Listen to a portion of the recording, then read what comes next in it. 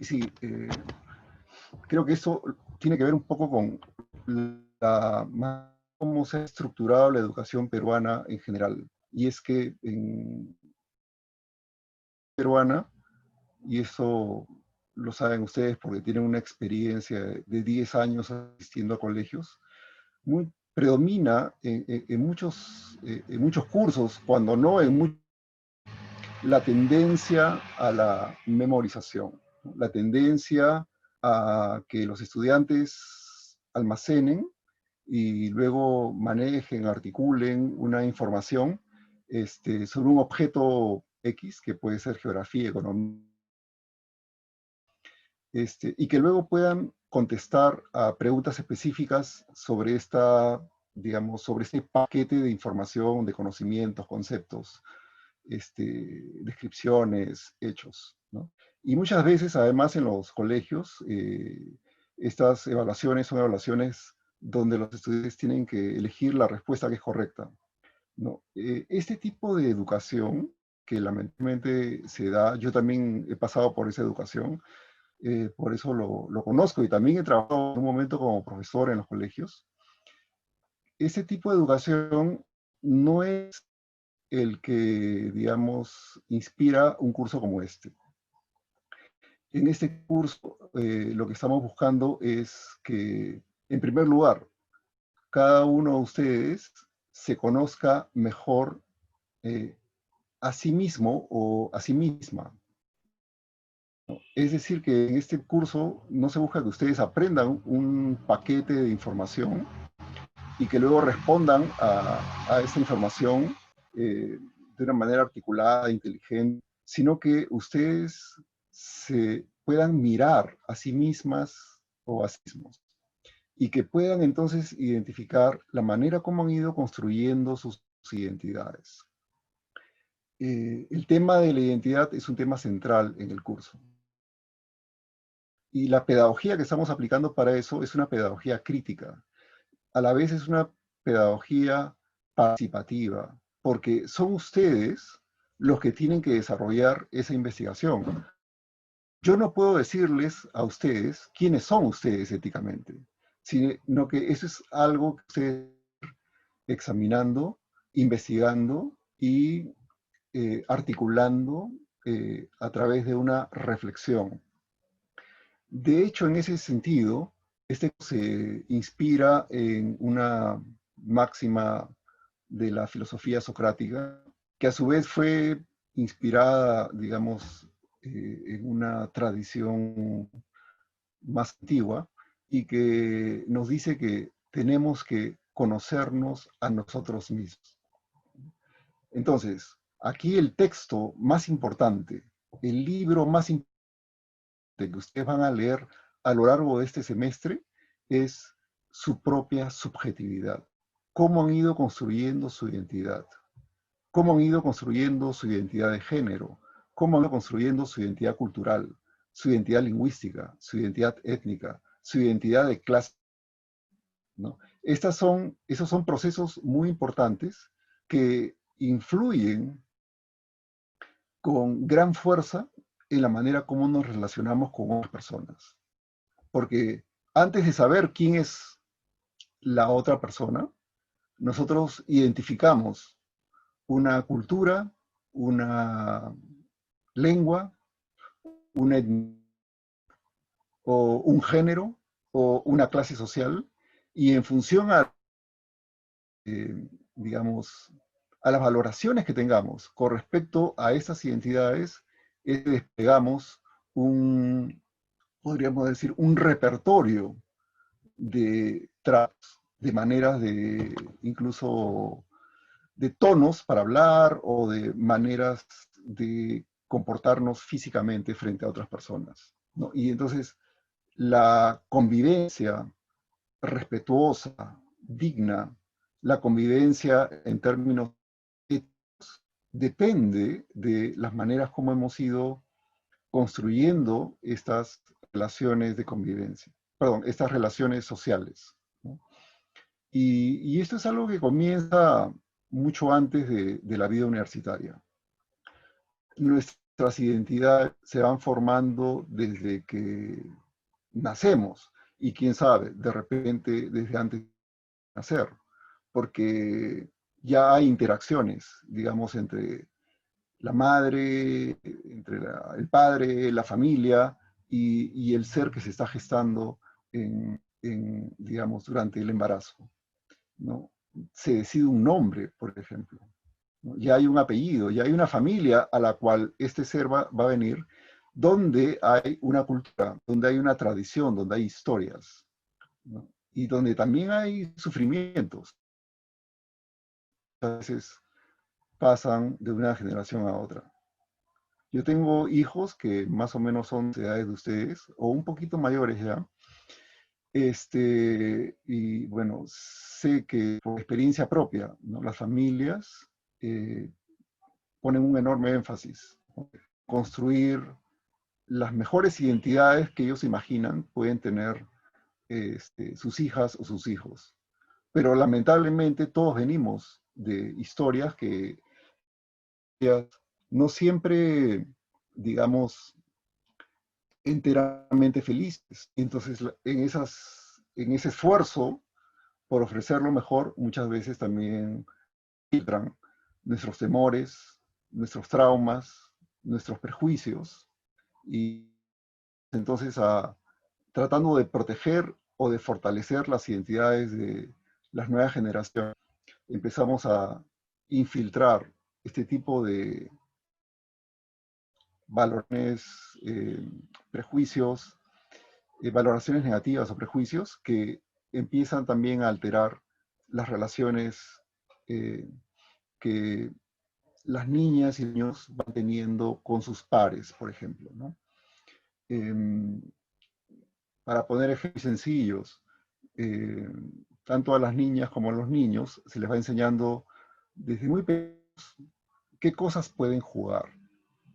Y todos sabemos que en nuestra cultura peruana, más que posiblemente en otras culturas, niñas deben jugar solamente con muñecas y casitas de muñecas y tacitas de té de repente, ¿no?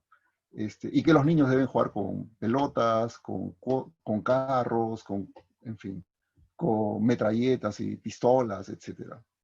Y claro, los padres temen que los niños quieran jugar con muñecas, tanto como temen que las niñas quieran jugar con pelotas o con carros, ¿no? Y entonces desde muy pequeños se empieza a controlar el impulso natural de un niño por jugar, por explorar, por experimentar, y a la vez. Y entonces, tal vez, si ustedes van repasando cómo es que se fue construyendo sus identidades de género, pueden ver que no necesariamente estas identidades se han desarrollado de una manera tal que promuevan tanto su autoconfianza como su autorrespeto y su autoestima, sino que pudieron más bien ir promoviendo eh, la falta de la autoconfianza o la falta del autorrespeto o, digamos, una autoestima demasiado débil, tanto en el caso de los hombres como en el caso de las mujeres, ¿no? Y por supuesto, muchas veces para que los niños y las niñas vayan construyendo su identidad de género, van introduciendo también temores, ¿no? Sobre con quién pueden jugar, cómo deben jugar, con quién no deben jugar, etcétera. Y de hecho, particularmente en una sociedad como la peruana, que es una sociedad machista, los discursos tienden a restringir en gran medida las libertades de las niñas, comenzando por la libertad de acción. Yo he tenido colegas que entraban en pánico cuando sus hijas subían árboles, ¿no? Que es un acto tan, digamos, espontáneo. Una niña y uno, ¿no? Un árbol para explorar mejor el árbol, ¿no? Y entonces los mensajes que yo escuchaba era, las niñas no hacen eso. Y entonces la niña, a partir de mensajes de que ella no puede desplegar su libertad física de esa manera va, digamos, internalizando una cierta desconfianza sobre, sobre su libertad de acción. Y por supuesto, esto luego se va acumulando y va sumando con otro tipo de mensajes en ese mismo sentido. Por último, llegamos pues a situaciones muy típicas en la sociedad peruana, donde posiblemente, y esto es algo que ustedes pueden confirmar tal vez conversando con sus pares, no solamente dentro de la universidad, sino también fuera de la universidad, compañeras y compañeros de colegio, amigas y amigos de barrio. En muchas casas peruanas, adolescentes tienen que colaborar con las labores de limpieza. Y recuerdo que la hija de una amiga mía le decía, pero mamá, ¿por qué yo tengo que tender la cama de mi hermano? ¿No? ¿Por qué él no tiende su cama? ¿No? Un hermano que también... Y la respuesta de la madre, para sorpresa mía, pero en realidad no entenderme tanto, fue, es que él es hombre, hija, tú eres la mujer, ¿no? Entonces, este tipo de mensajes, de alguna manera, son mensajes que van eh, construyendo, por ejemplo, una identidad de género, en el caso de la mujer, que se entiende como una identidad que está subordinada a un hombre, ¿no? Una identidad que tiene que estar, digamos, al servicio o que tiene que colaborar y contribuir con, digamos, un hombre, que es el hermano, que es el padre y que luego será de repente el enamorado, el novio o el marido, ¿no? Y entonces hay como una serie de obligaciones morales se proyectan sobre las mujeres y que las hacen de alguna manera llevar la carga de la subsistencia, ¿no? Mientras que los hombres sienten que ellos pueden descargar esas obligaciones que, digamos, en las mujeres, ¿no? Porque les parece que por ser mujeres, ellas tienen que cumplir con esas obligaciones. Y esto es algo que tenemos que examinar ética, ¿no? Desde una mirada solidaria, que no podemos asumir una responsabilidad frente a nuestros actos. En ese sentido, si ensuciamos, limpiamos. En ese sentido, si hay que limpiar la casa, bueno, todos colaboramos en la limpieza de la casa, ya que todos vivimos en la casa. Si yo tengo un cuarto, yo soy el que sabe que ese cuarto esté limpio y ordenado. No, no es mi hermana, no es mi madre, ¿no? Digamos, aquí se requiere entonces no solamente revisar los paradigmas bajo los cuales se ha construido la identidad de género en el caso mujeres, sino también hay que examinar los paradigmas bajo los cuales se ha construido la identidad de género en los... O sea, tenemos que, en este curso, deconstruir nuestra masculinidad, así como tenemos que deconstruir nuestra feminidad, en búsqueda de eh, una transformación, ¿no? Que nos permita tener una mayor autoconfianza,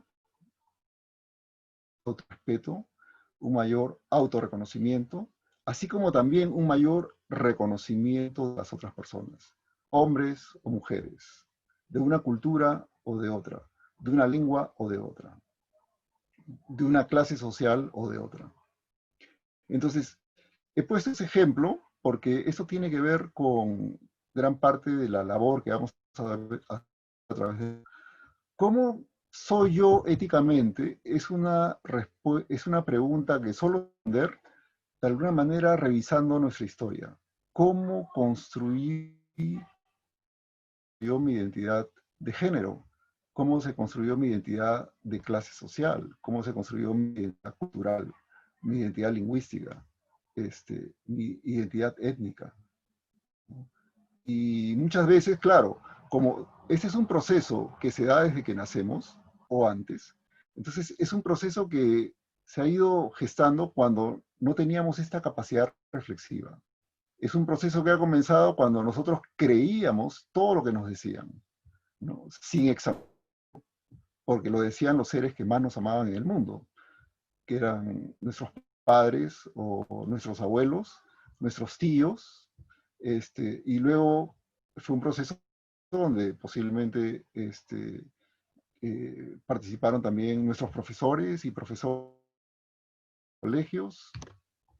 Y entonces, bueno, en algún momento de la vida, este es un proceso que requiere de un examen, de una revisión. Si queremos ser personas íntegras, queremos ser personas tolerantes, si queremos ser personas que puedan convivir con paz y dignidad con cualquier persona en el mundo, no, no solamente con quienes se parecen a mí.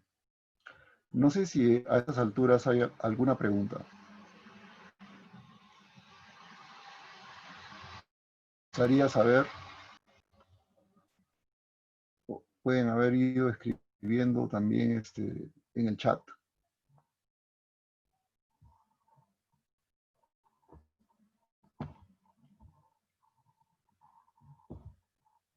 Entonces, cuando ustedes lean los textos que nosotros vamos a dar a través del curso, traten de usar esos textos para reexaminarse a sí mismos. Acá hay una pregunta, a ver, Sofía Salazar, ¿quieres Hola. escribirla o...? No la hablo Sí, hola mejor. Sofía. Ya, Quería preguntar, usted dijo que cuando somos pequeños, antes de tener la capacidad reflexiva, nosotros confiamos en lo que nos dice la gente que queremos y eso, pero ¿usted de qué cree que dependa en quién confiamos? O sea, porque muchas personas nos pueden decir tal y tal cosa, pero al final nosotros decidimos si es que confiar o simplemente siempre cuando somos chiquitos, confiamos en lo que nos dice la gente. No sé si... sí, muchas gracias por la pregunta, Sofía. En general, somos mucho más crédulos, ¿no? Sin embargo, todos los seres humanos tenemos capacidad reflexiva y muchas veces esta capacidad reflexiva digamos, se desarrolla desde muy temprano. De hecho, nosotros ya empezamos a hablar sin parar, posiblemente a partir de los 2 años. No solamente repetimos lo que nos dicen, ¿no? Sino que también cuestionamos lo que nos dicen. Y de hecho hay niños que son más contestatarios que otros, ¿no? Hay niños a los que se les dice, bueno, por favor, siéntate acá y se queda ahí el niño sentado, ¿no? Hay niños a los que uno le dice, por favor, siéntate acá y apenas uno se da la vuelta, el niño se va corriendo. O sea, hay, digamos, el carácter de cada persona es algo que es impredecible, ¿no? Si bien uno puede saber cuando nace una niña o un niño a qué familia, digamos, va a pertenecer, cuál es la cultura de esa familia, cuáles pueden ser las influencias entonces que va a tener a lo largo de su vida, lo que no podemos predecir el carácter de esa niña o de ese niño. Y entonces, bueno, y eso tiene que ver mucho con esta capacidad, se requiere un cierto valor, una cierta valentía, ¿no? Para cuestionar lo que nos están diciendo. Y esto puede darse desde muy temprano. Unos somos más crédulos que otros, ¿no? Como que unos somos más obedientes que otros también, como niños. Pero se puede dar desde muy temprano. Y de hecho, nuestras identidades se van construyendo de alguna manera en esa interacción, en ese diálogo, en esa discusión. Lo que somos lo constituimos y lo construimos a partir de estas comunicaciones con las otras personas. Hay dos personas que han levantado la mano, me dice acá el sistema. Diego, a ver Diego, por tu pregunta. ¿Me escucha, profesor? Sí, Profe, a esto lo que quería opinar es que creo que la rebeldía podría ser un factor fundamental en la formación del pensamiento crítico reflexivo. Y también una vez leí en un foro de filosofía, me parece un dato muy interesante, que la filosofía dice que desde los tiempos de Aristóteles, desde hace mucho tiempo, ha sido diseñada para, de alguna manera, corromper la juventud, para destruir modelos pasados que son formulados y cultivados por nuestros padres, por decirlo así. ¿Qué opina usted sobre esto? Bien.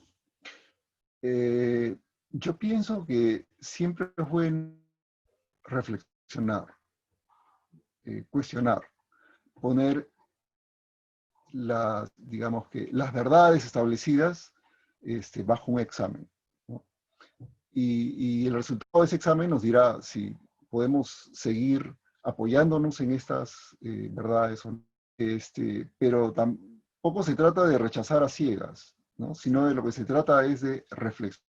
Y por supuesto, para muchas culturas, el hecho de que tú preguntes ya es uno de su, muchas veces pasa en la cultura peruana, ¿no? Uno le pregunta a un padre o una madre, ¿me estás diciendo esto? Y ellos se molestan, se sienten ofendidos. Y lo que dicen, yo soy tu padre o yo soy tu madre, y entonces tú me tienes que hacer caso, ¿no? Justamente cuando, digamos, lo más pedagógico, yo también tengo, y cuesta a veces, ¿no? Lo más pedagógico es decirle, mira, estas son las razones por las cuales estoy diciendo esto. Y claro, la otra persona puede decir, mira, pero estas razones no son razones que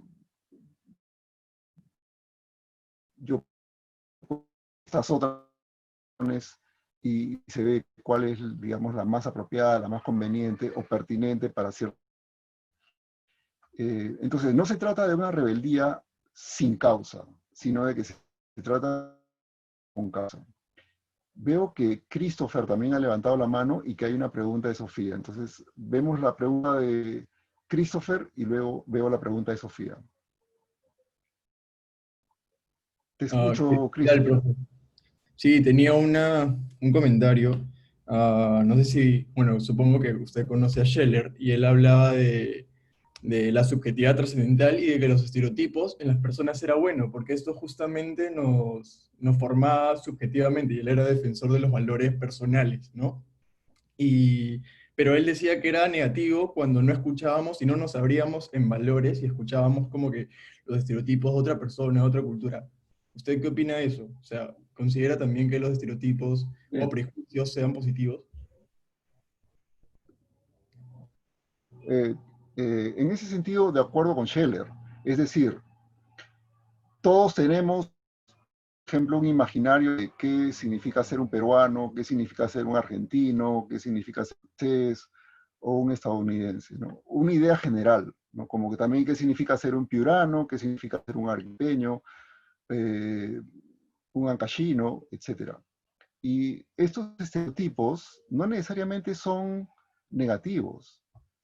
Lo negativo es cuando ese estereotipo impide que yo reconozca la igual dignidad de esa persona, ¿no? Está el problema, ¿no?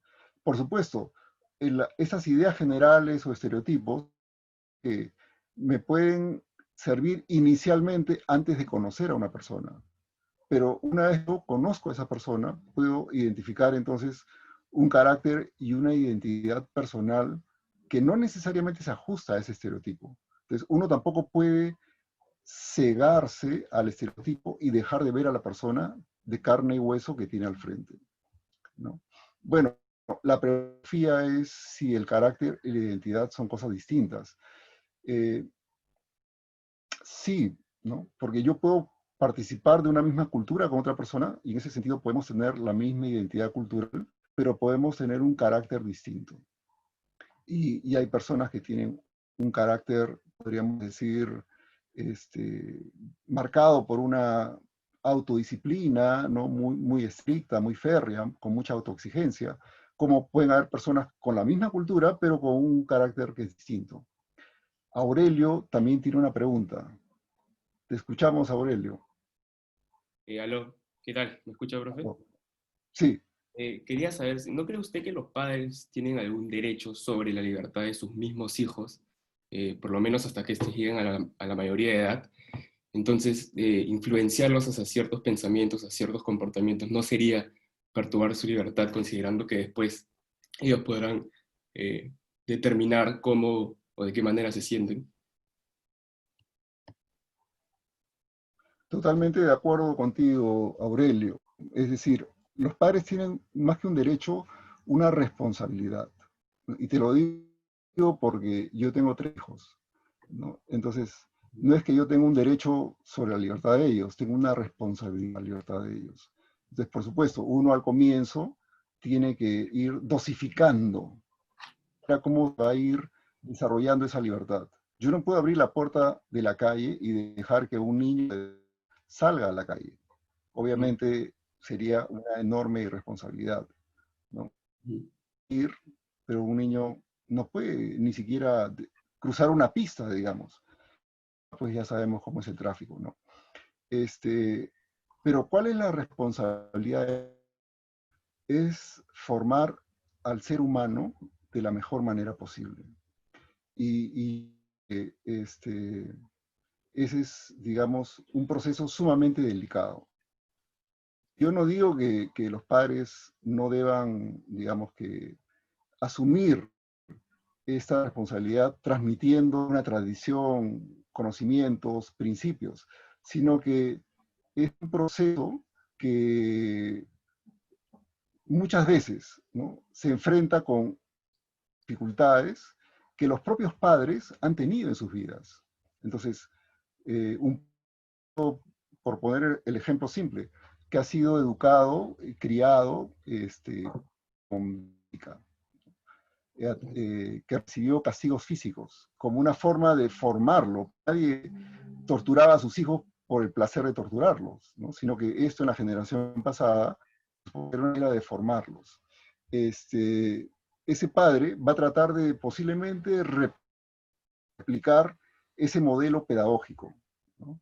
Y, por supuesto, lo que genera posiblemente es, además del resentimiento que puede acarrear esto en las relaciones padres e hijos, una conducta violenta, ¿no? Porque lo que puede analizar la hija es que las cosas se solucionan con violencia, ¿no? Y que la violencia es la manera de solucionar las cosas, no el diálogo, no los argumentos, no la razón.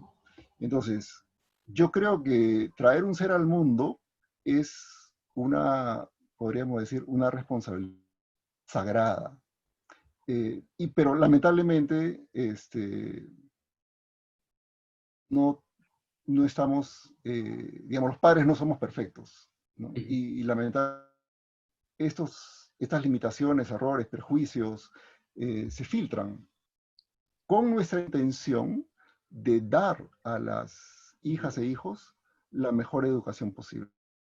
No es un problema de voluntad, sino que son limitaciones que lamentablemente todos los seres llevamos. Y por eso es importante que este examen del cual estamos hablando en este curso sea un examen que cada persona pueda desarrollar a lo largo de su vida, como decía Sócrates. Pero, y con esto cierro, ¿no, entonces no cree que los padres deberían poder decidir por los hijos? Pero no en todo, Aurelio, porque hay padres de todo tipo, o sea, en todos los casos, ¿no? Hay padres que piensan que los tienen que darles de comer, ¿no? Y eso lo vemos en las calles de Lima, por ejemplo. Por ponerte uno de los peores ejemplos, ¿no? Donde los padres mandan a los hijos a mendigar o a trabajar también. Los alquilan para trabajar, porque sienten que el hijo es una privada de ellos. Y el hijo entonces tiene que darles una renta, ¿no? Entonces, el padre no tiene ese derecho. Tiene la responsabilidad, pero no el derecho sobre otra vida, sino la responsabilidad. Yo te lo digo como padre, pero hay padres que pueden verlo de otra manera. Okay.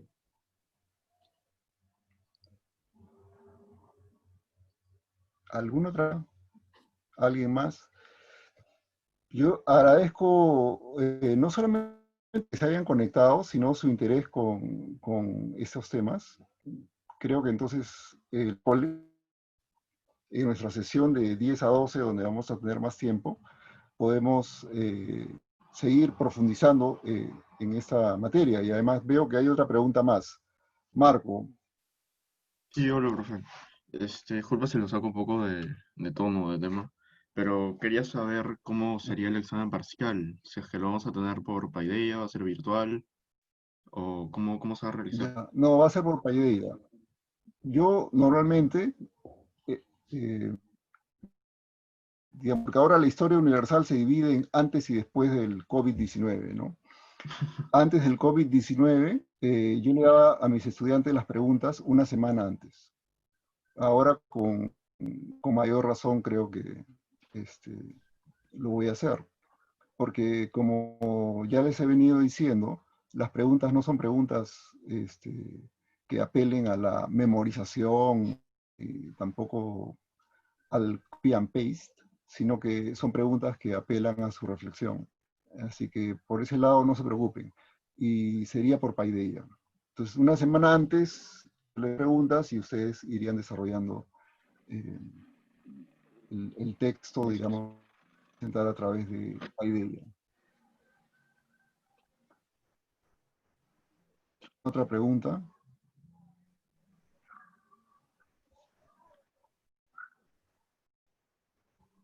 Acá hay una pregunta que entra por el chat.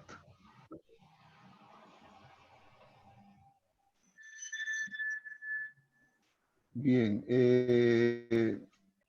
La pregunta es de Andy y es sobre, digamos, de alguna manera, para resumirla, si somos un reflejo de, digamos, nuestros entornos y en ese sentido un poco irracionales,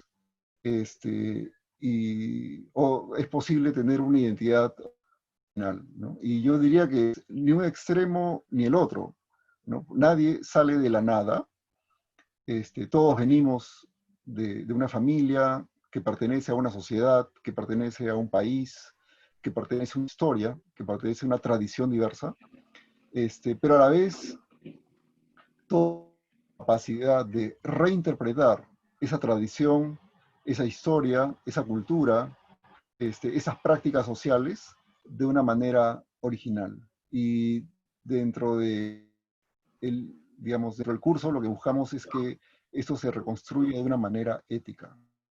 Hay muchas maneras de reconstruir las cosas, pero lo ético supone desarrollar una relación digna con todas las personas. Y cuanto más amplio sea nuestro espectro social, digamos, mucho más amplia será nuestra identidad ética. Porque hay gente que puede portarse muy bien solamente con un grupo específico de personas, ¿no? Pero no respeta ninguna ley moral frente a otro tipo de personas. Y lo que estamos pensando aquí es en una formación humanista y universal. Nos permite a nosotros interactuar con personas de diversas culturas, de diversas historias, tradiciones sociales, etc. Y Diego Moreno, sobre lo mismo, pone la pregunta sobre el determinismo y el libre albedrío. Entonces, obviamente, si el ser humano fuera determinado, no tendría sentido hablar de la ética, ¿no? Y no podríamos ni siquiera hablar de una cierta libertad de acción, etc. Y existe en un universo también, con sus propias mecánicas y dinámicas, ¿no? Y entonces hay un libre albedrío, pero que está contextualizado de manera social, de manera biológica, de manera cósmica, ¿no? Pero hay un libre albedrío bajo esas condiciones, ¿no? Marco también, Tita, o me equivoco. No, profe, perdón, me olvidé de bajar la mano. Ya está. O ya fue la pregunta anterior, eso es lo que Sí, no sí, sé. gracias. Ah, ya. Bien, entonces, muchas gracias por haberse conectado. El miércoles los espero a las 10 y por favor, vayan entonces leyendo la Apología de Sócrates, escrita por Platón.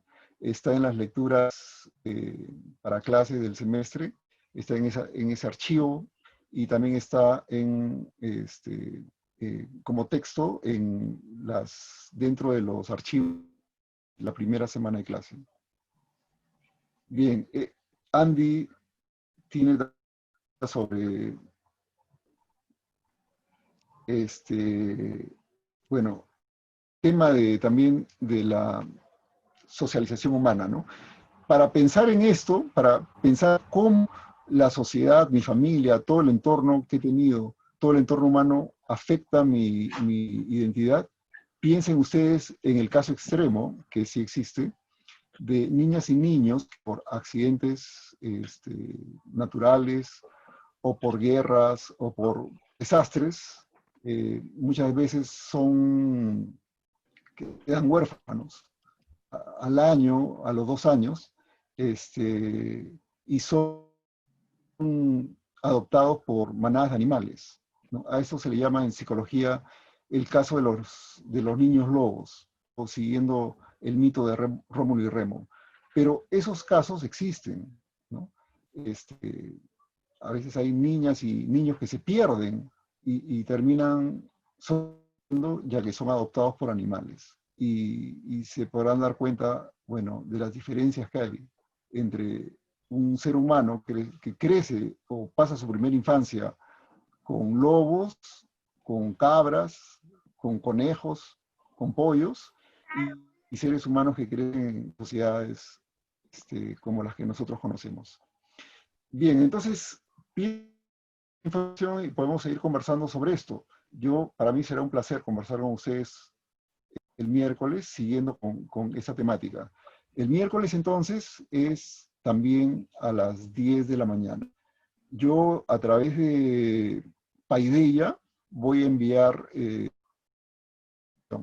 bien, muchas gracias y recuerden que hay que cuidar la salud de ustedes, de sus familias, de sus vecinos, comunidades.